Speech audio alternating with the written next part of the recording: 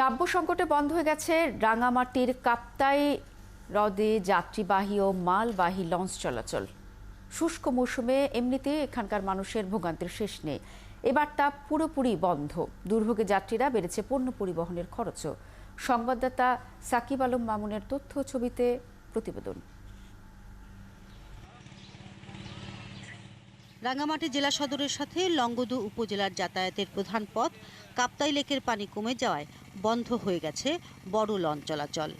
এখন চলে শুধু ছোট ছোট ইঞ্জিন চালিত নৌকা আর স্পিডবোট। লঞ্চ বন্ধ হয়ে যাওয়ায় জেলা সদরে যাতায়াতে দুর্ভোগে পড়েছেন লংগদুর সাধারণ মানুষ। দুর্গম এলাকা থেকে জেলা সদরে পণ্য নিয়ে যেতে লঞ্চের 1 ঘন্টার পথ নৌকায় লাগে 4 ঘন্টারও বেশি। এই যে দুনো পাশে মাটি, মাঝখানে জমে রাস্তাটা বরড করে দিচ্ছে, এখন বোটটা চলতে পারতেছে না এখান দিয়ে। কৃষি পরিবহন যদি ঠিকভাবে না হয়, সেক্ষেত্রে দেখা যাচ্ছে যে কৃষিখাত একদম ধস নামবে। যাতায়াতে খরচও বেড়ে গেছে কয়েক গুণ। আগে যেখানে লঞ্চে যেতে একজন যাত্রীর খরচ হতো সর্বোচ্চ 200 টাকা, এখন ভেঙে ভেঙে নৌকা বা স্পিডবোটে যেতে লাগে 700 থেকে 800 টাকা।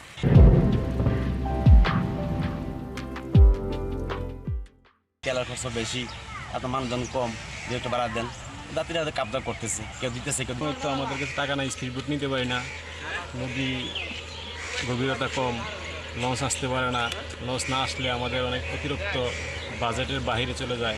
পরিবেশবিদরা বলছে কাপ্তাই লেকে পলি ভরাটের কারণে লঞ্চ চলতে পারছে না।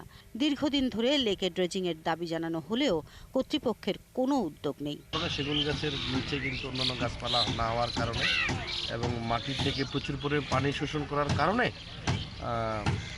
ভূমিধস হয়, এবং আমরা দেখেছি গত 5-7 বছরে পাহাড়ে অনেক ভূমিধস হয়েছে, এবং এই ভূমিধসের ফলেই কিন্তু একটা পর্যায়ে বৃষ্টিপাতের কারণে কিন্তু আমাদের এই খালে এসে সেই মাটিগুলো দিয়ে ভরাট হয়ে এই পানি নদীতে নাব্যতার সংকট।